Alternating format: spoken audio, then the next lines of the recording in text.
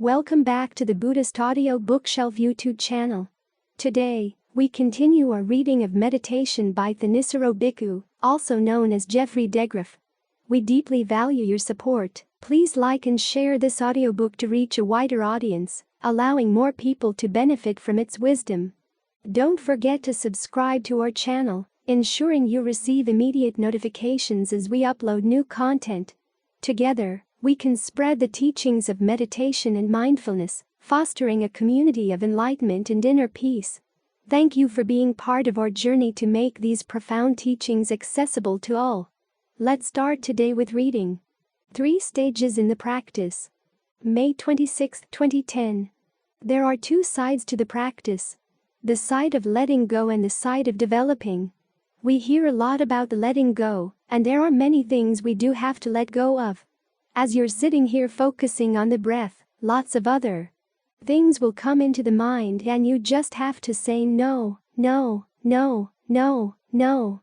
Try to have the discernment that the Buddha compares to a well-plastered fortress wall.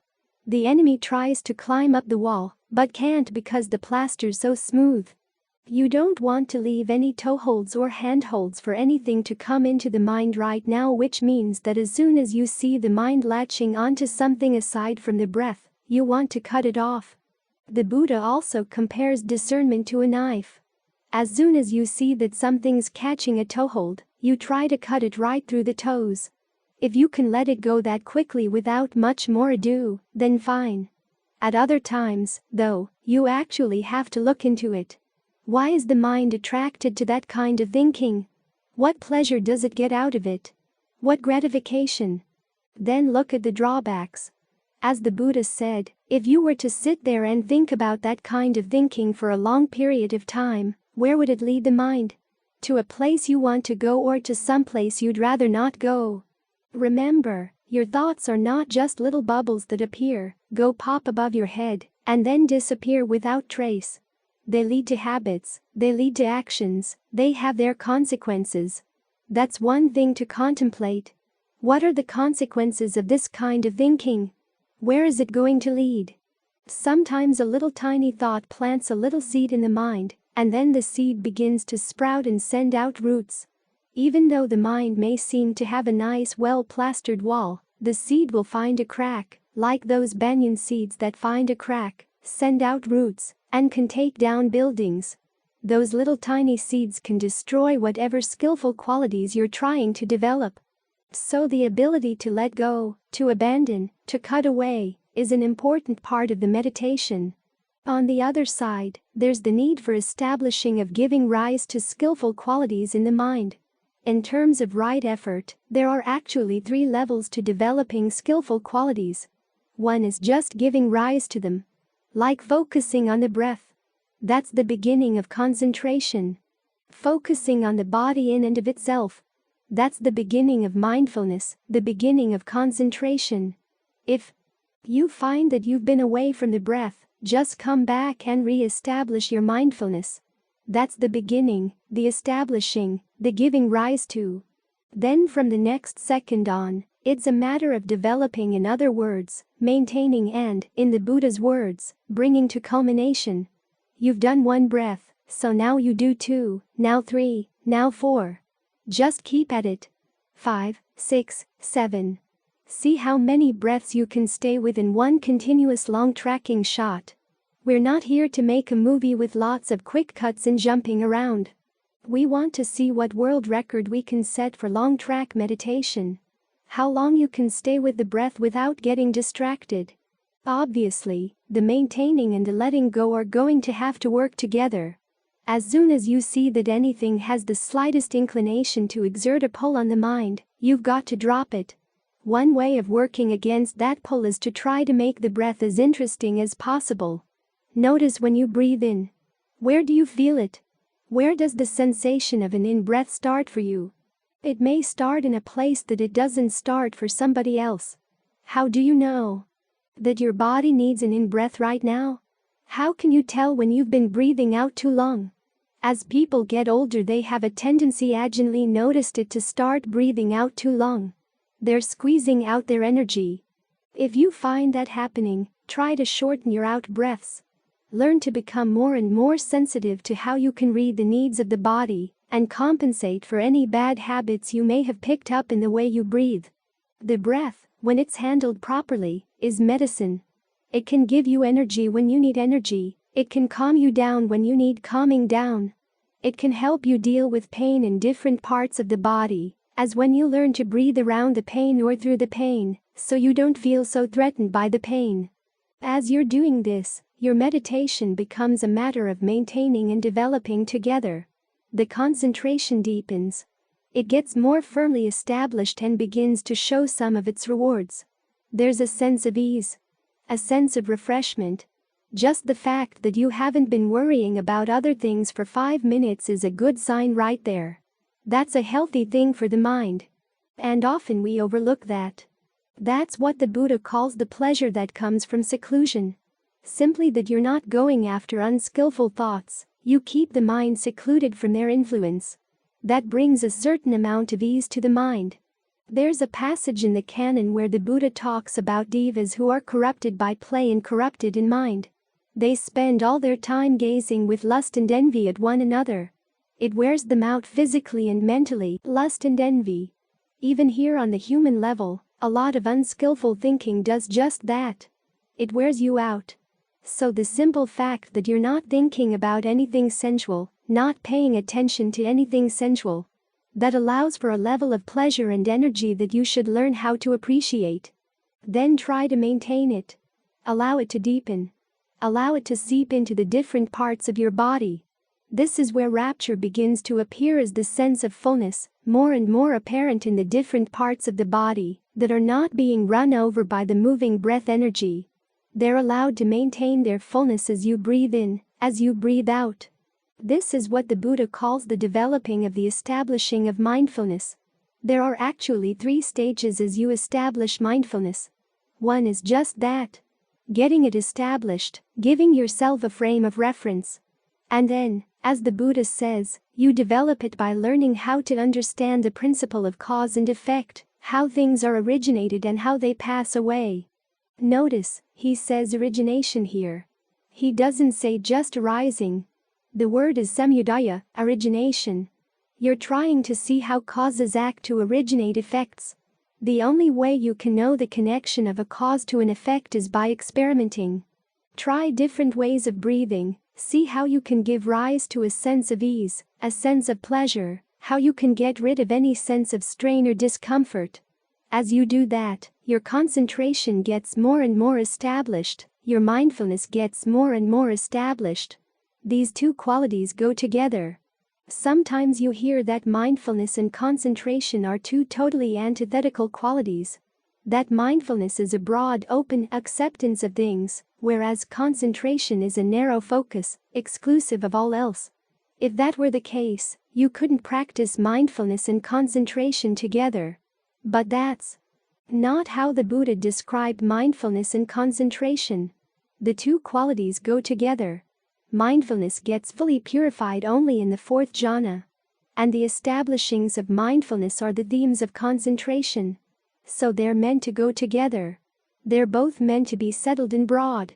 All of the analogies the Buddha uses for concentration: water being kneaded through a ball of dough, a cool fount of water welling up into a lake, filling the lake with cool water, lotuses growing in water, saturated with water from their roots to their tips, a person sitting with a white cloth covering his entire body. All of these analogies indicate a large, expansive state of mind. It fills the body, but it's settled and secure. That kind of concentration, in fact, tends to be more firm than the concentration that's focused on a single point, because if you're on a single point, then as soon as you move even slightly from that point, your concentration's gone. But if the theme of your concentration is this full body awareness, then things can come and go within that range of awareness, and they don't knock you off your foundation. So right now we're in the developing stage. In terms of mindfulness, we're learning the principle of cause and effect. How one thing gives rise to something else, and how, when the cause passes away, the effect passes away as well. In terms of concentration, we're learning mastery over the concentration, deepening it as we go through more and more refined states of concentration, when the pleasure's not just the pleasure of not thinking about unskillful things or being secluded from them, but actually the pleasure of being more and more focused, confident, and assured about what we're doing. The mind gains greater focus, steadier focus, and so on through the different levels of concentration. But in dealing with skillful qualities, it's not just a matter of giving rise to them and then maintaining and developing them. There comes a point where they're fully developed and you have to let them go as well. In terms of the practice of mindfulness, there's the point where you can simply take note of the fact you've got the body here, you've got feelings here, or whatever your frame of reference is at that point. And that's it. You're not doing anything else at that stage because you've developed everything to its culmination. In terms of concentration, the Buddha describes this as fully mastering concentration, the same way an archer would master archery. You can fire rapid shots in quick succession, pierce great masses, and shoot great distances. In the same way, you learn how to develop your concentration and how to settle into it, gain the pleasure and the sense of nourishment it can provide. You learn how to develop it in all situations, so that it's not just a matter of sitting here with your eyes closed. You can have a sense of being centered as you walk, as you talk with other people, as you deal with other chores throughout the day. Ultimately, you learn how to develop dispassion for your concentration by seeing that it, too, is made out of the aggregates, and those aggregates are inconstant, stressful, and not self. There are subtle vacillations in the pleasure, subtle vacillations in the sense of clarity of your concentration, and you realize that those variations show the element of inconstancy and stress. Then you ask yourself, is this what you really want in life? A sense of ease, a sense of well-being that's still subject to conditions? No matter how nourishing it may be, it's still not the ultimate. At that point you turn the mind to how good it would be to find a happiness that's deathless. And then you stay right there, just aware of what's there. This is the third stage of the practice. Non-fashioning. You're no longer developing anything, and your only task at that point is, with whatever comes up, just let it go, let it go. Even the concentration and the activities of mindfulness get let go of as well. There was a diva who once asked the Buddha, "How did you get across the river?" And the Buddha replied, "By neither pushing forward, nor by staying in place." Paradox. There's no intention to stay where you are, and no intention to move to anything anywhere else. A third alternative appears. That's the final level in how you deal with skillful qualities. You'll find this out as you get there. But until you get there, the Buddha allows you to leave it as a paradox, because for the most part we're in much too great a hurry to get there without having done the work. The work is in the maintaining and the developing. Whatever gets in the way, you let it go, but the skillful qualities are things you want to deepen and develop until you come to the point where you don't have to work at them anymore. You've completed the duty with that particular quality, you've developed it as far as it can go. It's only then that the really cool stuff comes. Which is not to say that there's not some fairly cool stuff along the way. Having a sense of refreshment that you can tap into whenever you need it. That's not to be sneezed at. But it is something you have to work at and develop. It's not just a matter of watching things come and watching things go. That's okay, there goes concentration, I'm not attached to it. We haven't given it any opportunity to show its potential. The Buddha wants you to get attached to it, to devote yourself to developing it. How else are you going to get free? If you're not attached to concentration, all the little suckers of the mind, like the suckers on an octopus's legs, will stretch out and hold on to all kinds of other things. Concentration is what allows you to develop a foundation, a safe place to attach your suckers, and from which you can look at all your other attachments and cut them loose, cut them loose. The pleasures that you used to get out of sensuality. You begin to see their drawbacks, and the realization of the drawbacks is not threatening or disorienting, because you've got a better place to keep the mind. As Ajahn Lee once said, you can't make the mind zero until you've made it one. You've got to make it one in the concentration. Firmly established in mindfulness, very clear about what's going on, not shaken by anything that arises or passes away, so that when things do arise and pass away, you can see right through them. You've developed that layer of plaster on the wall so that nothing can get a toehold anymore.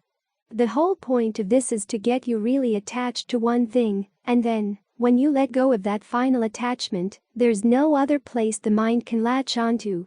The Buddha is intentionally trying to get you cornered here in concentration, so that when you finally do let go of that, the mind's not going to fall back to its old ways. The corner's going to open up into freedom.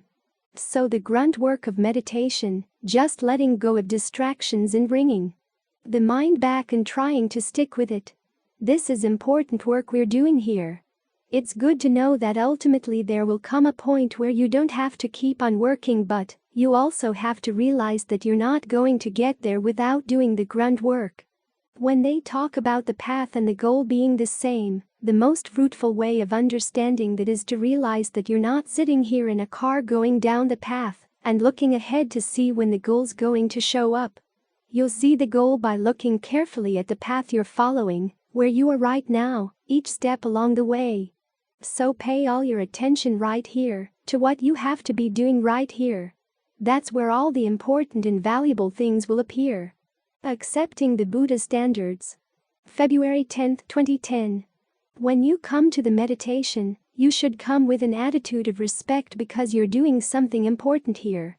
You're trying to master a necessary skill, a skill with standards that the Buddha set very high.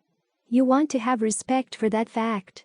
People talk a lot about developing acceptance in the practice, but the main thing you have to accept is that you're constantly acting on intentions. The way you experience things is shaped by your intentions. And those intentions can be skillful or not. You have to accept the fact that you've been developing a lot of unskillful habits of intention over time, and it's very easy to justify those unskillful habits to yourself. Our culture provides lots of justifications for them. As Ajahn Mun once said, the society of ordinary people is a culture of defilement, greed, anger, and delusion along with their justifications. People say, if we didn't have greed, society wouldn't develop. The economy would collapse. If we didn't have anger, we couldn't bring about justice. We couldn't stand up for our rights. And even though there's no conscious defense of delusion, people are constantly defending the idea that we need a little bit of alcohol or, say, a little bit of playing around, so as to get away from our miseries, away from our suffering. There's a lot of denial going on. People learn to live with denial as an ordinary part of everyday life. The fact that we're growing ill, aging, that we're all going to die. Society is in huge denial around this. We tend to pick up these habits from our upbringing, from the media, from everything around us. So when we sit down to meditate, all of a sudden we find ourselves face to face with greed, aversion, and delusion. Part of us likes to defend these things, saying that they're okay, that we have to accept them as a necessary part of life. But skillful acceptance means accepting the fact that you're creating suffering for yourself and other people when you give in to these traits. So you have to be very careful, very alert, very vigilant as you practice. This is why the Buddha's last words were to bring about completion through heedfulness. Completion here means developing the factors of the path to their full power. Heedful means that we have to be alert to the dangers that come when our practice is not yet complete. So we're not just playing around here. We're doing something serious but not grim. One of the things you notice about the great Ajahns when you meet them is that they all have a good sense of humor. After all, one of the best ways of dealing with your defilements is learning how to laugh at them and to laugh at yourself when you're not up to standard. And there are standards. You want the mind to stay with the breath. You want to evaluate and adjust the breath, keep your attention focused on the breath until it gives rise to a sense of ease and fullness. Only when the mind is settled like this is it going to see anything clearly. Yesterday I read somebody complaining that they had seen a passage where someone had said that jhana is necessary for awakening, and he said, "No, that can't be the case. My teacher says you see your defilements most clearly when they're really strong. Strong lust, strong anger. That's when you're going to gain awakening. That's what he said, but where are you in relation to that anger? Where are you in relation to that lust, when you've allowed these things to grow strong? When they stir up the mind, you can't see things clearly. There has to be at least part of the mind that's standing very still and watching whatever is happening, not the least bit stirred by those things. Otherwise you just slip along with them, accepting this as the normal way of the mind. But it doesn't have to be that way. Part of the practice is learning that the mind at normalcy is not affected by those things. It's a mind that's been trained in line with the Buddha standards. Those standards are set out in the factors of the path, and you want to have respect for that fact. We're not here just to meditate as we please.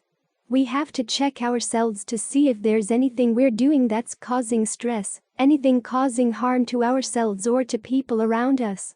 You want to check for that. As you learn through observing the precepts to cause less and less harm, your focus moves to more subtle levels of stress in the mind, learning how to drop whatever it is that you're doing to cause them, until finally you come to the subtlest disturbances caused by the concentration itself.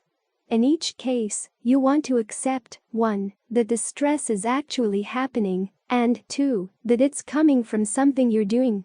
A perception you're holding on to, an attitude you're identifying with. That's what you have to learn how to accept.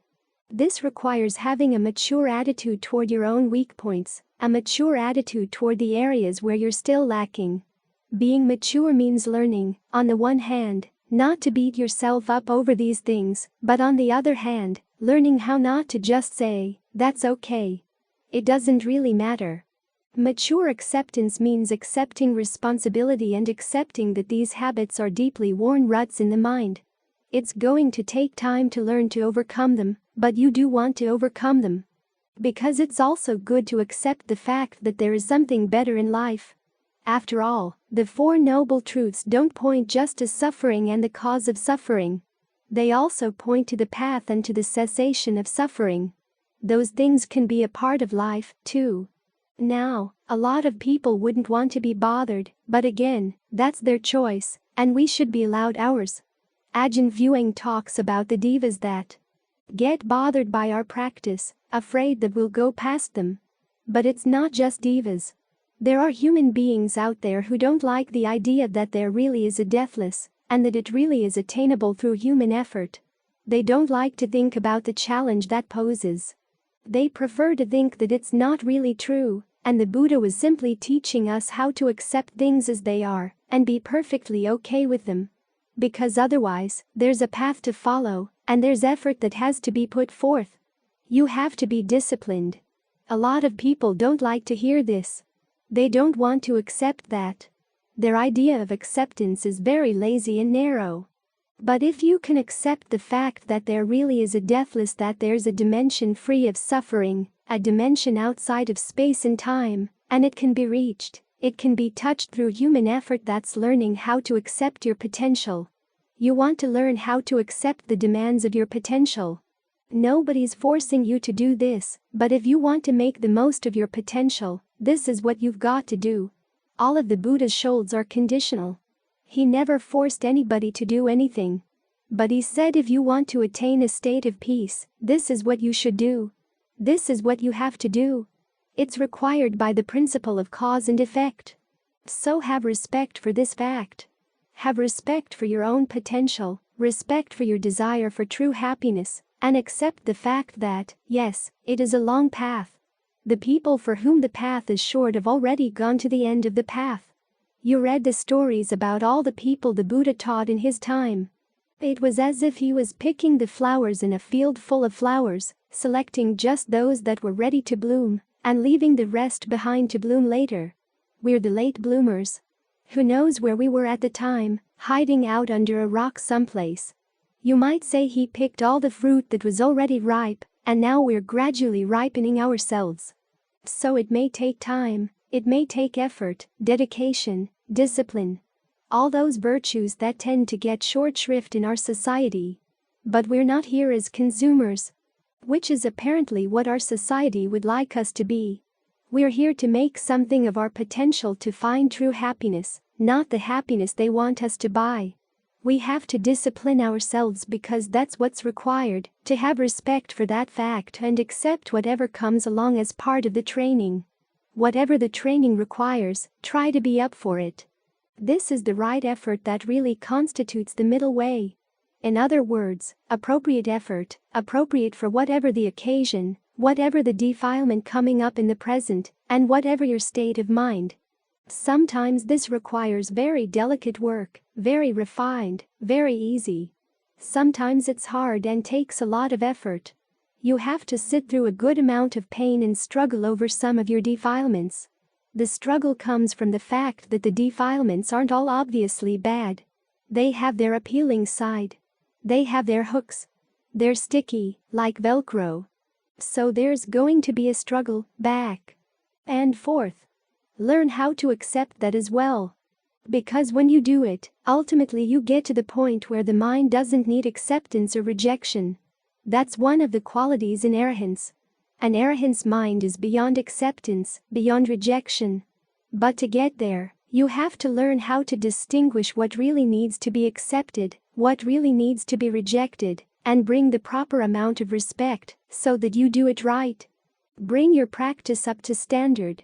Don't try to pull the Buddha's standards down to your level. Try to pull yourself up to his. Love me, love my defilements. May 3, 2010. A concept that many modern people find very hard to accept is that their minds have defilements. They think that their minds are perfectly fine, with nothing dirty or defiling in them. People can be especially sensitive about this issue because they grew up with the idea of original sin, that they were somehow inherently bad through no fault of their own, and now they've heard that Buddhism teaches that we're inherently good, that we all have Buddha nature. This is why they come to Buddhism, so they don't want to hear about defilement. They want to hear about their inherently pure Buddha nature. Well, 1. Even though there are types of Buddhism that teach about Buddha nature, the Buddha himself never said anything about it. In fact, he never talked about the innate nature of the mind at all. And 2. The fact that the mind has defilements doesn't mean that we're necessarily good or bad or anything. It's just a recognition that some states of mind obscure our awareness. They obscure the clarity, the brightness that can be found in the mind. The problem is that we tend to identify with a lot of them. We identify ourselves with our greed, our aversion, our delusions. We identify with our defilements, but we don't like to recognize them as such. We speak of them in other ways. This is my identity, we say. This is my inner nature, my background, this is the way I've been brought up, this is how I've learned how to function in the world. These are the attitudes people have. There's a passage in one of Ajahn Mahabua's Dhamma talks where he's saying to the monks, suppose the Buddha were able to see your defilements. Don't you think he'd be disgusted? I've heard people react to that, saying that the Buddha wouldn't be disgusted with us. The Buddha would love us, he would be compassionate toward us. To say that is really to define yourself very intensely with your defilements. Our attitude is, love me, love my defilements. But it's because the Buddha has compassion for us that he points out that the mind has defilements, and that they can be removed. That's the important point. The fact that there's a defilement doesn't mean there's a permanent stain on the mind. It's not like grape juice or blood stains you can't wash out. But always recognize that these things do cause suffering, and they certainly do obscure the mind. If we want real peace and happiness, we really have to let them go. It's useful to see these things not as things in the mind, but as actions, as habits. Greed is an habitual action. So is anger, so is delusion. These are the ways we deal with the world, react to the world, shape the world. And we've gotten some results through them, which is why we tend to hold on to them, to keep falling back on them. These are part of our repertoire of tools. But they're pretty shoddy tools, and they do a very crude and clumsy job. I mean, you read about human history and you see in each generation that there were so many good things that could have been done that weren't done because of people's greed, anger, and delusion. It's amazing that the human race has gotten as far as it has. Some people think that it's because of greed that we have progress. But you see what happens when greed gets unbridled. The economy turns into a huge casino, And the things that could be done with the wealth of the country just get frittered away. The same with anger. Think of all the money that's spent for armies, munitions, all the intelligence devoted to creating weapons to kill, instead of being devoted to solve the genuine problems in life. It's all a waste. Again, it's amazing that the human race has gotten as far as it has. Delusion is even worse. It prevents us from seeing the harm caused by these qualities in the mind. A case in point is when we look back at our upbringing. We come to Buddhism from other traditions: Hinduism, Christianity, Judaism. And a lot of attitudes get buried deep in the mind from these traditions. Or we may be coming from a modern, Western, scientific attitude, a materialist attitude. And something deep down inside us insists that Buddhism bend itself in order to meet what we think is right or wrong. Or we feel that we're abandoning our identity, we're abandoning our background, our family, if we adopt Buddhist beliefs. All of that is thinking of our identity as a thing that can't really be changed.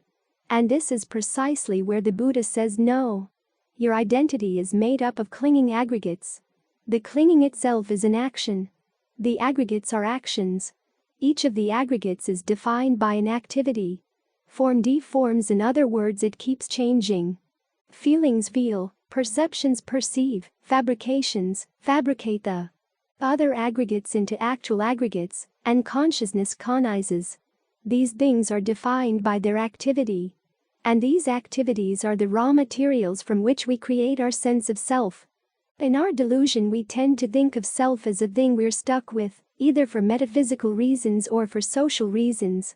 But that's not the case. Selfing is something we do. We pick up habits from our environment. We pick up ideas from our environment, largely in the course of our quest for happiness, our quest for pleasure. We find that certain things are under our control, and there are certain things that we want, and we define ourselves around the we that controls and the we that wants or wants to experience certain things. These are called self as producer and self as consumer. And each of us, even though we may have been brought up in the same environment as our siblings, find that we have very different senses of who we are, who they are. So it's not the case that we're irrevocably formed by our environment. It's through our interaction with our environment that we create our sense of what's possible, what we can do, what we want, what's worth wanting. Some of that's picked up willy-nilly from the outside, but a lot of it's there because we let our greed, aversion, and delusion do the choosing. If you've ever been a parent, you realize that there's only so much you can force on your child. And yet when we look at ourselves, we feel that our parents had a huge influence this way or that, but actually we were the ones doing a lot of the choosing. So the question is, did we make good choices? If we didn't, we can always change them. When you see the act of identification simply as that, as an act, and your many different identities are different patterns of actions, different strategies, then you can begin to ask yourself, which of these strategies provide good results and which ones muddy things up? Which of the motivations behind these strategies are clear and clean in the sense that they harm nobody? They don't harm you, they don't harm anybody else. And what kind of pleasures are clear and clean in the sense that they don't get you intoxicated and blinded? If you have a pleasure that you really enjoy and yet it causes harm to other people, you tend to deny the fact that it causes harm. You blind yourself. This is why it's important to adopt the Buddha's point of view of looking at the mind as a bundle of actions. It's not a thing. It's just lots of different actions, lots of different strategies. Some of them keep the mind obscured, darkened from what it could be. When the Buddha points this out to us, it's not because he wants to criticize us. If he's disgusted with our defilements, it's because he learned how to be disgusted with his own, having a very strong sense of how long he'd been under their power and giving into them. He had identified himself with them and then came to realize all the damage that was done. So he'd had enough. You know the word nibbida, which we translate as disenchantment. It can also mean disgust. You've been feeding on these things for who knows how long, and now you realize that it's just been causing a lot of damage. You thought you were getting good nourishment, but that was not the case. So you lose your desire to eat these things anymore. The Buddha, in his compassion, sees other people suffering from the same misunderstandings he used to have, and so he shows us that these are defilements. They do obscure what we could actually see in the mind if we'd only let ourselves let go of them, create better strategies, better habits in the mind, so that we wouldn't have to depend on these old clumsy ones. We can fashion better tools so we can throw the old shoddy ones away. This is an important step in the practice. And an important understanding. We really do benefit when we see our defilements as defilements. They really do defile the mind. But as I said, they don't put a permanent stain on the mind. The Buddha's images of clouds in front of the sun. They darken it, but the clouds don't have to be there, and when they do leave, they don't leave a stain on the sun. It's because he wanted us to see the brightness that's possible when the mind is cleansed of these defilements. That was his compassion. So learn how to see these things his way. Look at aspects of what you may think of as yourself, your identity, the beliefs and other things you picked up from your environment, and ask yourself which ones are obscuring your awareness. You may have a sentimental attachment to some of them, a sense of nostalgia, but you can't let that get in the way of letting them go. You have to realize that they really do a lot of harm in the mind.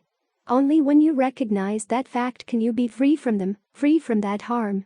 And the fact that some of the defilements are ones that you identify with more than others, that you really hold on tight, doesn't mean that they really are genuinely you or yours. They're simply habits that are more deeply entrenched. They're going to take a longer time to dig up. But the first step is learning how to see them as a problem. That you really would be better off without them. Learn to see your denial of defilement as the primary defilement you've got to let go. The kindness of body contemplation. January 30, 2013. When we focus on the breath, we're with the body in and of itself. What does that mean, in and of itself? The rest of the formula tells us that we're ardent, alert, and mindful, putting aside any greed and distress with reference to the world. In other words, we aren't looking at the body in terms of how it functions in the world. We're simply looking at what it's like to have an experience of a body, both right now and over time. Like the breath we're focusing on right now. How does the breath feel right now? Where do you feel the breath? Where does the breath flow smoothly? Where does it not flow smoothly? If it's not flowing smoothly, where are the patterns of tension in the body that get in the way? How can you dissolve them? These are things you can explore right here, right now. But it's all too easy to slip away from the body in and of itself to the body in the world. In other words, what it looks like to other people, what your image of the body is that you're carrying into the world, whether it's strong enough to do the work you want. All these are issues you want to put aside right now. Whether you like your body or don't like your body is not an issue. The issue's just being with the body right here, right now. So we need tools to cut away these tendencies to go back to our likes and dislikes about the body, our frustration with the body, our pride around the body, whatever the issues are. That's why there are other supplementary meditation themes to go along with the breath. One of those themes is to contemplate the body in terms of its elements, to realize that it's made of the same elements that everything else out there is made of. It's nothing really special, better or worse than they are. Or you can contemplate the parts of the body, using the list we chanted just now, starting with hair of the head and ending with urine. That list in particular is an important meditation. The beginnings of that meditation are taught to every potential monk, every potential novice. The preceptor is supposed to teach each new candidate the first 5 items on the list. Hair of the head, hair of the body, nails, teeth, skin. You're taught to reflect on these back and forth. Think about each part on its own. What would it be like if it were taken out of the body and just placed on the floor all by itself? How would you react to it? If you walked into the meditation hall here and saw your body parts on the floor, even if they were neatly lined up and labeled, you'd run away. And when those parts are in the body, what are they with? They're with the blood, the lymph, and all the other things you have in the body that you really don't want to think about. But they're there. And you have to question. Why don't you want to think about these things? If you're looking at a person and Have other issues with the person you're looking at, the idea of these things seems to get in the way. Particularly if you're physically attracted to the other person, or if you're physically attracted to yourself, or if you're not attracted to yourself, the thought of these things disgusts you. It's interesting that whether you like the body or don't like the body, the cure is the same. Look at the body in terms of its 32 parts. If you have pride around your body, you do this contemplation to remind yourself that there's nothing there to be proud of. If you're ashamed of your body, you do this contemplation to remind yourself that everyone else has the same body parts, so there's nothing to be ashamed of. This contemplation is a great equalizer. How do you do it?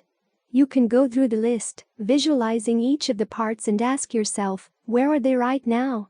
One common exercise is to start with the bones. Visualize each of the bones as you can remember them, starting with the bones at the tips of your fingers and going up through the hands, the arms, and the shoulders. Then shift to the tips of the toes and go up through the legs, the pelvis, all the bones in the spine, up through the neck and the skull. When you do this, you realize that what you have here is the same as what everybody else has. This helps liberate you from the idea that your body is better than other people's bodies, or worse than other people's bodies, because we all have the same parts, and none of them are worth putting on show. You can think of the body in terms of the way they eat mangoes in the Philippines.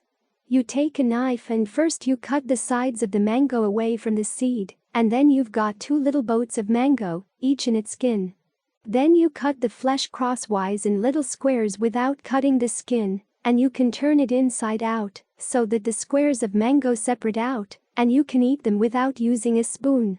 Imagine doing that with your body. Imagine Miss Universe or whoever doing that to her body as part of her walk down the runway. What she has is the same as what you've got. Then reflect on the cosmetic industry and you realize that everything they sell is just to paint this up, to pretend that things like livers and intestines are not there in the body, or to disguise the fact that the body's getting older and older as we speak. If you're willing to do this practice, you find it's really liberating. You're no longer a slave to the cosmetic industry or all the other facets of the advertising industry that want to make you feel bad about your body, so that you'll buy their products to make you feel better about your body. They want you to keep feeding off the fear that your body is not up to snuff, but it's close enough to being beautiful that their products will make the difference. But if you hold no delusions about your body or anyone else's body, you're free. I'm always amazed at the people who don't like this contemplation, who say it's imposed on them, that it's oppressive or unfair, whatever. It's actually very liberating because it equalizes and strips away the delusions that keep us enslaved. As for whatever negative image comes up in the course of the contemplation, there's a difference between a healthy negative image and an unhealthy negative image of your body. The unhealthy one is when you see your body as deficient in one way or another, and other people's as beautiful. A healthy negative body image is when you see that everybody's equal in having all these parts of the body that are really not all that appealing, really not all that worth holding on to. This is not meant just to overcome lust. It's also meant to overcome any kind of attachment to the body, realizing that this attachment can cause all kinds of problems, all kinds of suffering. I read recently about a lay teacher who decided that this was a bad kind of contemplation, meant to make women feel inferior, and so she had decided to substitute it with another one, having goodwill for your body and goodwill for any sense of shame around the body. But she'd also noticed that the results of this contemplation were fragile. Every time a new wrinkle appeared, she'd have to go through it all over again. Whereas if you realize that there's really nothing here worth getting all excited about, the appearance of wrinkles is no big deal. Everybody has them. They're just a warning signal that you should accelerate your efforts to do good. So learn to see this contemplation as really liberating. Ajahn Mahabua talks about it as one of his main contemplations for gaining insight not only into your ideas about your own body and about everybody else's bodies, but more importantly into the deceptions of perception and particularly your perception of what's attractive and what's not. The perceptions are what you're after. Why are your perceptions so arbitrary? What's hiding behind the fact that you choose one perception over another, that this is attractive, that's not attractive? Your perceptions are driven by your greed, aversion, and delusion. And if you can't see that, you'll never be free from your greed, aversion, and delusion, because they'll be parading these perceptions in front of you and fooling you all the time. So this is not a contemplation that bad-mouths the body. It's just focusing on how the mind relates to the body, and it puts the mind in a position where it really can be with the body just in and of itself. That way you begin to see other things in and of themselves as well. Your feelings, your perceptions, thought fabrications, states of your mind, any qualities that would pull you away from staying with the body here in the present moment, or any qualities that would help in that direction. You want to be able to see these things clearly for what they are, and while they're happening. The more you're able to step back from either your pride around your body or your shame around your body, the more you realize that neither is a helpful attitude to bring to the practice. When you can step away from these things, you're that much closer to freedom, to finding a happiness that's independent from both the body and the events in your mind. It's not like we're saying the body is bad and the mind is good. There's something deeper than even the mind that we're after. As the Buddha says, this something can be touched by the mind, and it's touched and seen at the body. The potential opening to it is always right here in the present moment, where the mind and the body meet. Where you have an experience of the body right now. That's where the experience of the deathless will come. As long as the mind has these issues around liking or disliking the body, it's not going to be able to settle into the spot where it can touch and see that other dimension. So use this contemplation for its intended purpose. It's not to hate the body, or to make you feel ashamed of yourself. It's to free you from the body and from all the attitudes in the mind that get attached to the body, and then either like it or dislike it because of the attachment. When you understand this contemplation, you find that it really is very helpful. It's one of the kindest things the Buddha left behind. Freedom and responsibility. October 30, 2011. If you go to an allopathic doctor, you get asked certain types of questions about your symptoms, questions that help the doctor figure out where you fall within the doctor's range of expertise. If you go to a homeopathic doctor, you get a different set of questions. If you go to a Chinese doctor, a different set. Ayurvedic, a different set. If you've grown up within any of these systems, the questions in that system will seem most natural to you. They're the sort of things you've learned to observe about yourself. You've learned to internalize the way that system looks at your body and at your disease. Other ways of looking at disease will seem strange. Of course, the question always is, does that way of looking at your body serve your needs or just the needs of the system? You hear the history of allopathic medicine and how they squeezed out everybody else, so they were the only ones who were not labeled as quacks. It helped expose a lot of actual charlatans, but it's also caused us to miss out on a lot of alternatives. The same applies to psychiatry or psychotherapy.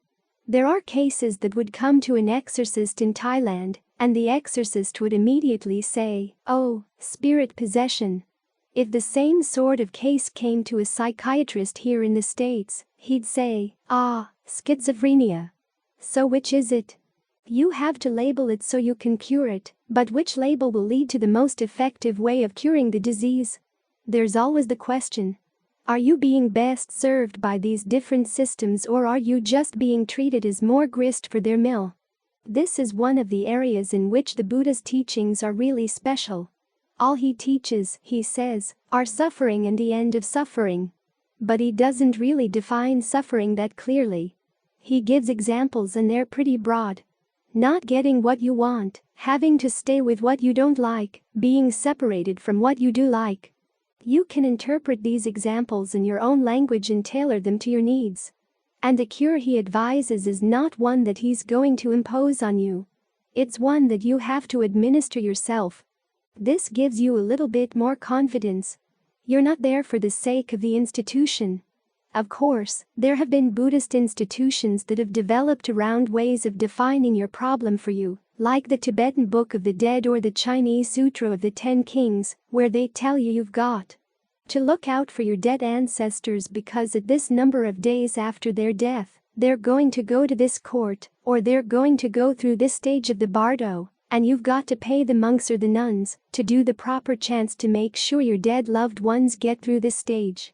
That sort of teaching is obviously there for the sake of the institution. But as for the original teachings, you realize that you're totally free to take them or not. Even the definition of your suffering is something you provide for yourself when you start out. As you practice, you'll find that your sense of what suffering is and how you're going to comprehend it will grow a lot more subtle, but it grows more subtle because you're getting more familiar with it. So to preserve the Buddha's original intention, it's our responsibility as individuals to take charge of our own practice, our own cure. The Buddha gives pointers as to where to look. You look at where your cravings are, you look at where your ignorance is, you look at where your clingings are, all of which are very difficult things to see and very difficult things to let go of, especially in the case of the clinging. You have a certain sense of your own identity. The things you like, the things you don't like, the things you're willing to put up with, the things you won't put up with, the things you will look at, and the things you refuse to look at. This can create obstacles to your seeing, and it takes a lot of honesty to overcome those obstacles. It helps to have someone who's been on the path before you to keep you honest. This is why when the Buddha was teaching Rahula to look at his actions in terms of his intentions, the immediate results, and the long-term results, he said that if you notice that you did something that caused harm, go and talk it over with someone who's already on the path, so you gain the benefit of that person's insight. When he talked to the Kalamas, telling them not to go simply by what your teacher says, or by what the texts say, he also advised them not to go by their own sense of what seems right or wrong. This means that you've got to test things in practice to see which types of actions actually give good results and which ones give bad results. At the same time, he says, you have to take into consideration the opinions of the wise. So you don't have to reinvent the Dhamma wheel every time you act. You're in a position where you can take advantage of other people's outside perspective, which is a real help because it's a lot easier for other people to see your defilements than it is for you to see your own. For those who have gone further on the path, it's even easier to see the types of defilements that everybody else in society takes for granted. This is one of the reasons why the Buddha often had his students go to practice in different parts of India, away from where they had grown up. The culture would be different, and that'd give a different perspective on the things you usually took for granted. I know this was one of the major advantages of my going to Thailand.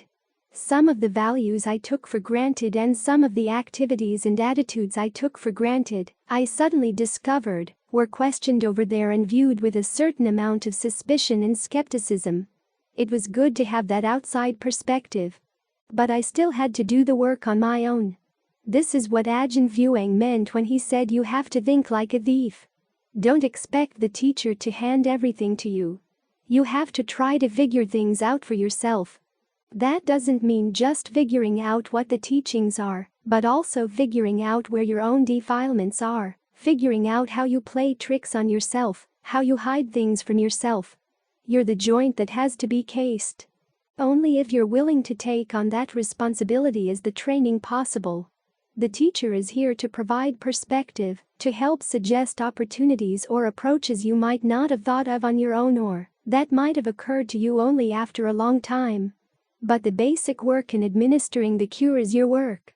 It requires a lot of honesty, a lot of patience, all the qualities that make you a reliable person. So instead of simply presenting yourself to the doctor and asking for the cure, you start taking charge of your own cure. The role of the teacher is to keep watch so as to notice when you're getting off course.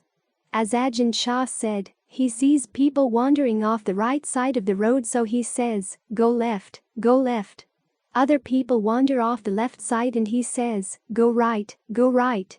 It's not a matter of simply copying down a few of a teacher's teachings and putting them in a book, taking them as his basic approach to the Dhamma or his basic teaching. The teachings have to be understood in context. The crucial context is your own sense that you've had enough suffering, however you feel burdened, and that you want to put an end to it. This may take you a lot farther and require a lot more from you than you might have originally imagined. But as you get on the path, you realize that that's where you want to go. Nobody forces you to stay on the path. If you decide at a certain point that you want to wander off path, that's your choice. We're trying to preserve your freedom all the way through. But with freedom comes responsibility. What keeps you going is a strong sense that if you don't follow the path, if you don't take care of your own mind, there's going to be suffering, which is not a point that some institution is trying to use to threaten you. It's a fact of life. They talk in postmodern terms about how everything is determined by language, but pain is not totally determined by language. The way you interpret the pain, the way you understand how it's caused is largely determined by language, but the fact of the pain is always there, even prior to language. It's the reality that keeps impinging on whatever ideas we have about ourselves, whatever structures we build for our own self-identity or our idea of where we fit in the world or how the world fits around us. Those ideas may be expressed in language, but they keep running up against pain, which is something beyond language. The goal the Buddha proposes is also something beyond language. He states that one of the things you realize when you come to the end of suffering is that you know how far language goes, and you know what goes beyond language. So it's not just a structure that we're trying to impose on you to keep you in the structure. This is a structure that's more like a fire escape designed to get you out of the structure, and it deals with problems that come prior to the structure. It's not that the disease is defined by it's defined by your own sense of being burdened and weighed down by something hard to bear. So keep these points in mind as you practice. The teacher is here to give pointers, to help give perspective, to call you on things you need to notice about your actions. But basically, you're the one who has to decide whether you're going to take the teacher's advice. And you're the one who has to decide if you're really serious about putting an end to suffering. There's freedom of choice, but with the freedom comes a lot of responsibility. If you don't take on that responsibility, you won't be able to find the even greater freedom of release. Choiceful awareness. July 21, 2012. Sometimes our problem as meditators is that we've read too much, listened to too many explanations about meditation. We know what happens at the end and, given our general impatience, we want to rush right there. We've heard about all the wonderful things that happen when you gain discernment and insight arises, and so we want to be right there, right now, without building the foundation, without mastering the skills that are needed for that insight really to have an impact on the mind, to have the really desired effect, which is to train the mind not to create suffering for itself. So remember that what we're developing here is a skill, and the skill has to go through very basic steps. Don't think that you're too advanced for those basics. They're basic not because they're simple, but because they're important, like the basic principle of karma. That our lives are being shaped by the choices we make. We'd rather go straight to choiceless awareness, where everything is already okay and nothing has to be done. Now, it is true that at the moment of awakening the mind is not making choices, it has finally arrived at a spot where, in not making any choice, it opens to the deathless. But to get to that point you first have to master choiceful awareness, in other words, being very clear about the choices you're making, and trying to do them skillfully. For instance, right now you could be staying with the breath, or you could be focusing on something else. You could be breathing in one way, or you could be breathing in another. You could be perceiving the breath simply as the air coming in and out of the nose, or you could be perceiving it as a kind of energy. You could perceive that energy as flowing or as still. There are lots of choices, and the fact is we're making a lot of decisions all the time. The problem is that many of those decisions are being made on default mode, so that we're hardly aware of them. As a result, when you think you're practicing choiceless awareness, what's actually happening is that you're closing your eyes to the choices you're making. Years back, there was the story of a monk who had gone to Ajahn Mahabua's monastery and declared to some of the junior monks there that he had no doubts about the Buddha's teachings, which, In the vocabulary of the monastery was a declaration of stream entry. So someone reported this to Ajahn Mahabua, and Ajahn Mahabua put his hands over his eyes and said, "I have no doubts. I have no doubts about anything I see." Of course, you don't see anything with your hands over your eyes. The point he was making is that the monk was really not paying much attention. There's a lot to doubt, there's a lot to question yourself about in the practice. And this is not a matter of unskillful doubt. There are lots of things you can have skillful questions about. You want to explore. This especially applies to your choices. Too often we think we're not making choices, and yet it's simply because the choices have gone underground. One of the purposes of meditation is to bring those choices up into the light of day, so you can see them and learn how to make them more skillful. In fact, by making them more skillful, you get more and more sensitive to the choices that are being made on even subtler levels. So for the time being, choose to stay with the breath. If you find the mind wandering off, choose to come back to the breath again. And if it feels like a lot of effort is being put into focusing on the breath, well, choose to make that effort. It's in setting up this sort of intention that you give something for all your other intentions to bounce off of. That's how you become sensitive to them. If the mind seems to be totally placid, accepting everything that comes along, give it this choice to stay with the breath and see how accepting it is. If it's not accepting of this choice, you've got a problem. When you recognize that the problem is something you need to solve, you can begin to dig up some of the issues in the mind that you haven't been sensitive to before. You can realize how the mind was making all of these other choices, and it liked wandering around or allowing thoughts to come in without any resistance. It seemed to be making no choices because none of its choices were being challenged. So here you're challenging those choices with the breath. Notice how you're breathing. Explore what kind of breathing feels good right now, because that's an area where you can exercise some skillful choices. Notice how you think about the breath. Notice how you evaluate the breath. Those are ways in which you make choices as well. Decide whether you like this kind of breathing or not. If you find something you like, stick with it to test for yourself whether you made a good choice. If it feels good for a while, that's okay. Choose to stick with it. If after a while it doesn't feel good anymore, you can choose to change. It's through exercising your powers of choice that you become more sensitive to how they function and to the impact that they have. That enables you to get better and better at making good choices.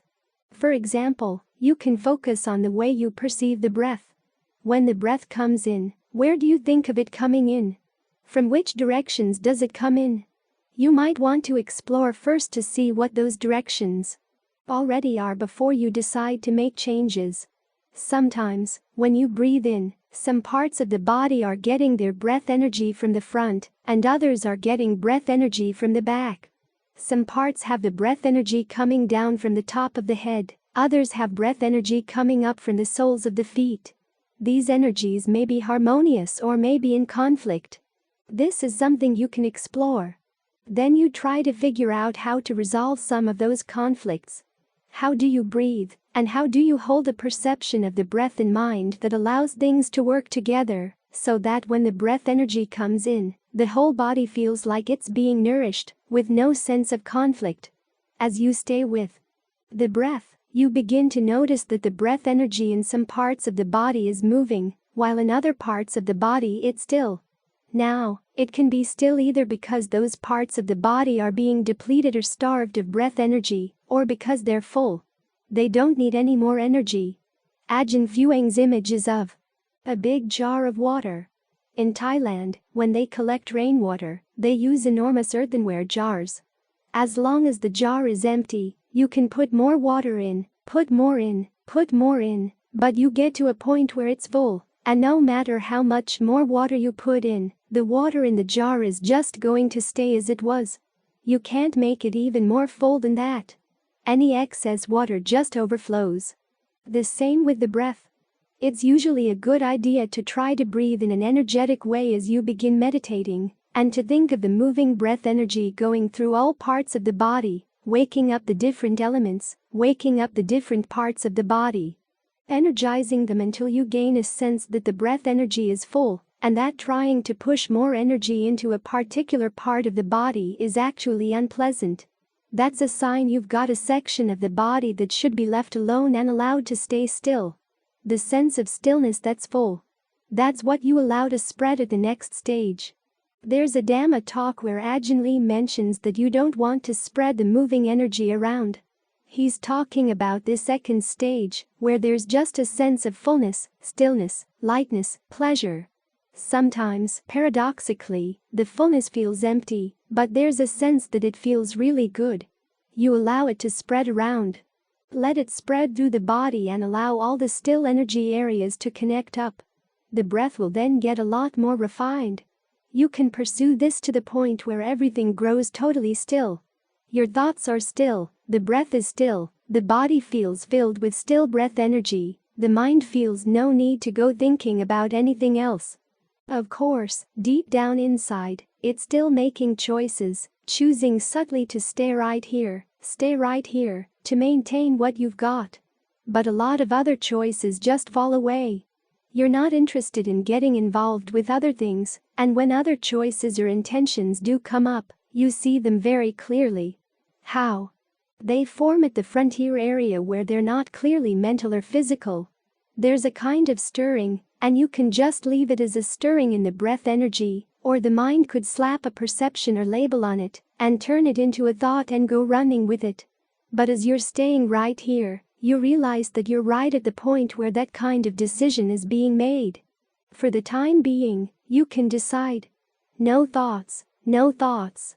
When little eddies of breath energy threaten to turn into nodules, allow them to dissolve away. You don't want to explore their content because first you want to get really, really skilled at knowing what the mind is like when a very minimal level of fabrication or choice is going on. That's so you get more and more sensitive to choices when they happen. This is how you approach the advanced level of meditation where the mind is making fewer and fewer choices, after first choosing to be very sensitive to how you're making the choices and what the results are.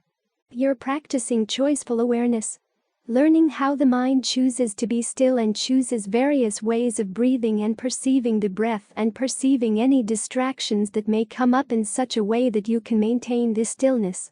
If you're going to be thinking about inconstancy, stress, or not self-anicca, dukkha, anatta focus. That analysis on the distractions so that you can quickly let them dissolve.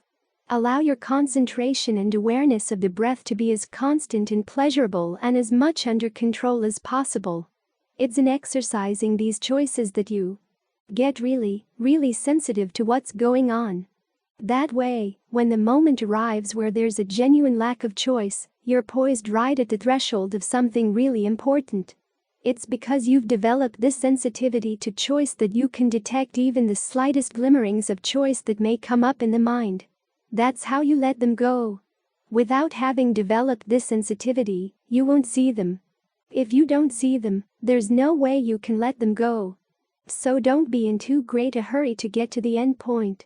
What you should be focusing on right now is making sure you've got the basic choices down pat, over and over and over again.